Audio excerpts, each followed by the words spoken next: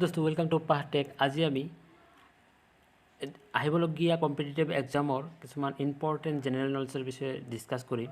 যিহেতু আমাৰ আগত ডাইৰেক্টৰ অফ হেল্থ ছাৰ্ভিচ আৰু নতুনকৈ ভেকেঞ্চি APDCLৰ ওলাইছে, সেইকাৰণে আগতে আমি প্ৰিপেয়াৰ কৰি ৰাখিবলৈ চেষ্টা কৰিম।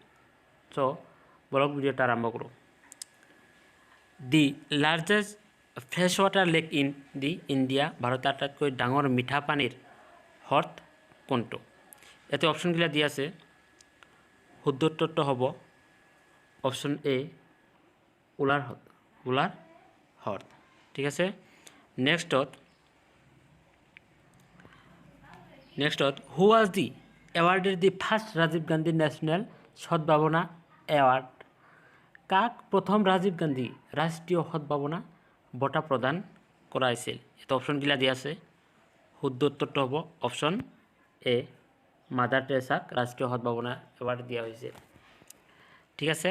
নেক্সটত who has authored the book title Narendra Modi a political biography? Narendra Modi শীৰ্ষক কিতাপখন কোনে এখন ৰাজনীতি জীৱনী ৰচনা কৰিছে? ইয়াতে অপশ্যনগিলা দি আছে। শুদ্ধ উত্তৰটো হ'ব অপশ্যন চি, এণ্ডি মেৰিনো। নেক্সটত on which date is Indian Air Force day celebrated in India? ভাৰতত কোন তাৰিখে ভাৰতীয় বায়ু সেনা দিৱস পালন কৰা হয়? অপশ্যনগুলি দি আছে 8 ছেপ্টেম্বৰ, 8 অক্টোবৰ, 12 আগষ্ট, 18 এপ্ৰিল। ইয়াত শুদ্ধ উত্তৰটো হ'ব 8 আগষ্ট। ঠিক আছে। নেক্সটত who is the first British governor general of India? ভাৰতৰ প্ৰথম ব্ৰিটিছ গভৰ্ণৰ জেনেৰেল কোন? এইটো অপশ্যনগিলা দি আছে। Lord Canning, Lord William Bentinck, Lord Mountbatten, Lord Dalhousie. শুদ্ধ উত্তৰটো হ'ব option B, Lord William Bentinck. ঠিক আছে। নেক্সটত which one is the tallest tower in the world? কোনটো পৃথিৱীৰ আটাইতকৈ ডাঙৰ টাৱাৰ? ইয়াতে আৰু ক'ত আছে এইটো? তো অপশ্যনগিলা দিয়া আছে। শুদ্ধ উত্তৰটো হ'ব অপশ্যন এ, টকিঅ' স্কাইটি, যিটো জাপানত আছে। নেক্সটত which one is the capital of Spain? স্পেইনৰ ৰাজধানী কি? ক'ত? স্পেইনৰ ৰাজধানী, এইটো অপশ্যনগিলা দিয়া আছে। এইটো কোনটো? ঠিক আছে। ইয়াত অপশ্যনগিলা দিয়া আছে। শুদ্ধ উত্তৰটো হ'ব অপশ্যন চি, চেভিল। ঠিক আছে। নেক্সটত in which country Yellowstone national park is located? কোনখন দেশত য়েলোষ্ট'ন ৰাষ্ট্ৰীয় উদ্যান অৱস্থিত? ইয়াতে দেশবোৰৰ নাম দিয়া আছে। শুদ্ধ উত্তৰটো হ'ব অপশ্যন ডি, আমেৰিকা যুক্তৰাষ্ট্ৰ। নেক্সটত which of the following is the most popular city in the world? তলৰ কোনখন চহৰ বিশ্বৰ সৰ্বাধিক জনবহুল চহৰ? ঠিক আছে। কোনখন চহৰ বিশ্বৰ সৰ্বাধিক জনবহুল চহৰ? অপশ্যনগিলা দিয়া আছে। শুদ্ধ উত্তৰটো হ'ব অপশ্যন এ, টকিঅ' চহৰ বিশ্বৰ সৰ্বাধিক জনবহুল চহৰ হিচাপে জনা যায়।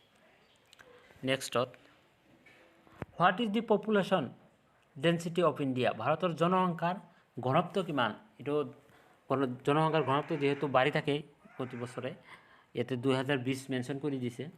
ইয়াত শুদ্ধ উত্তৰটো হ'ব option B, 664 per kilometre square. নেক্সটত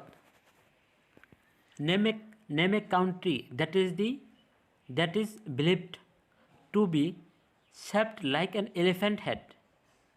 হাতীৰ মূৰৰ দৰে আকৃতিৰ বুলি বিশ্বাস কৰা এখন দেশৰ নাম লিখা।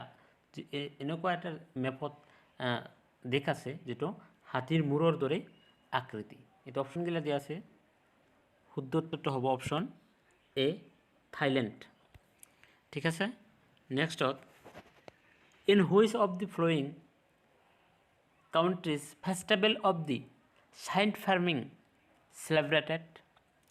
তলৰ কোনখন দেশৰ চেণ্ট ফাৰ্মিঙৰ উৎসৱ উদযাপন কৰা হৈছিল? এতে দিয়া আছে পেৰাগুন, স্পেইন, তুৰস্ক, উগাণ্ডা। শুদ্ধ উত্তৰটো হ'ব অপশ্যন বি স্পেইনত। নেক্সটত বিশ্বৰ প্ৰথমখন বিশ্ববিদ্যালয় কোনখন? এতিয়া অপশ্যনবিলাক সোনকালে চাই ল'ব, আমি ডাইৰেক্ট এনচাৰটো দি যাম, লাগিলে আপোনালোকে পজ কৰি এনচাৰটো চাই ল'ব পাৰে। এতিয়া শুদ্ধ উত্তৰটো হ'ব অপশ্যন চি টেক্সিলা বিশ্ববিদ্যালয় বিশ্বৰ প্ৰথমখন বিশ্ববিদ্যালয়। ঠিক আছে। মহাকাশলৈ কৃত্ৰিম উপগ্ৰহ উৎক্ষেপণ কৰা বিশ্বৰ প্ৰথমখন দেশ কোনখন? এটা অপশ্যনবিলাক দিয়া আছে। শুদ্ধ উত্তৰটো হ'ব অপশ্যন চি ৰাছিয়া। ৰাছিয়াই প্ৰথম কৃত্ৰিম উপগ্ৰহ উৎক্ষেপণ কৰিছিল আৰু চন্দ্ৰত প্ৰথমতে পঠাইছিল আমেৰিকাই। মনত ৰাখিব এইটো। ঠিক আছে।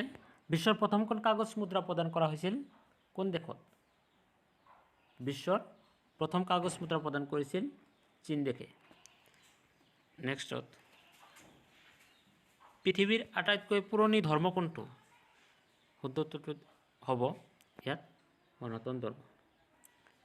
নেক্সটত বিশ্বৰ আটাইতকৈ ডাঙৰ দ্বীপপুঞ্জটো হ'ল, অপশ্যনবিলাক দিয়া আছে। শুদ্ধ উত্তৰটো হ'ব ইণ্ডোনেছিয়া। নেক্সটত বিশ্বৰ ভিতৰত কোনখন দেশৰ সৰ্বাধিক ভোটাৰ আছে? অপশ্যনবিলাক দিয়া আছে।